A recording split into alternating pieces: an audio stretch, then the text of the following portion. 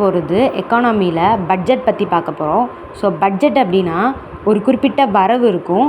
அதுக்கு நம்ம வந்துட்டு வரவு கிடைக்கிறதுக்கு ஒரு குறிப்பிட்ட செலவு வந்துட்டு பண்ணியிருப்போம். அதனால தான் வரவு செலவுன்னு 2ஆக பிரிச்சிருக்காங்க. இதை பட்ஜெட்டு ரெசிப்ட்னும் இதை பட்ஜெட்டு எக்ஸ்பெண்டிச்சர் அப்படின்னு வந்துட்டு பிரிக்கிறாங்க.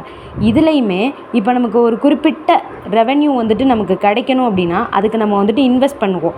ஸோ அதனால் இதை வந்துட்டு கேபிட்டல் ரெசிப்ட்னும் அது மூலமாக ஜென்ரேட் ஆகிற ரெவென்யூனால் இதை வந்துட்டு ரெவென்யூ ரெசிப்ட் அதாவது வருவாய் வரவு அப்படின்னு வந்துட்டு சொல்கிறாங்க.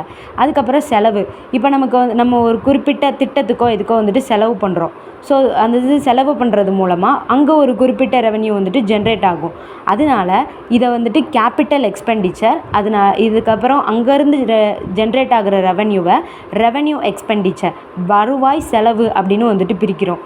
இந்த 4த்தையுமே வந்துட்டு எக்ஸ்பிளைன் பண்ணணும்னா இந்த 2 தான் வந்துட்டு அதுக்குரிய பேஸு. ஒன்று வந்துட்டு சொத்து, இன்னொன்று பொறுப்பு. இப்போ நம்ம வந்துட்டு அதிகமாக செலவு பண்ணுறோம் அப்படின்னா அதிகமாக செலவு பண்ணி ஒரு இன்ஃப்ராஸ்ட்ரக்சரை வந்துட்டு டெவலப் பண்ணுறோம் அப்படின்னா அங்கே வந்துட்டு ஒரு சொத்துக்கள் வந்துட்டு அதிகமாகுது.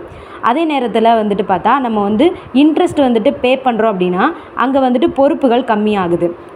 அதே நேரத்தில் நமக்கு வந்துட்டு இப்போது குறிப்பிட்ட வருவாய் வருது அப்படின்னா வருவாய் வரணும்னா நம்ம என்ன பண்ணணும், வந்துட்டு ஒரு குறிப்பிட்ட பத்திரத்தையோ வந்துட்டு எதையோ நம்ம வந்துட்டு சேல் பண்ணுவோம்.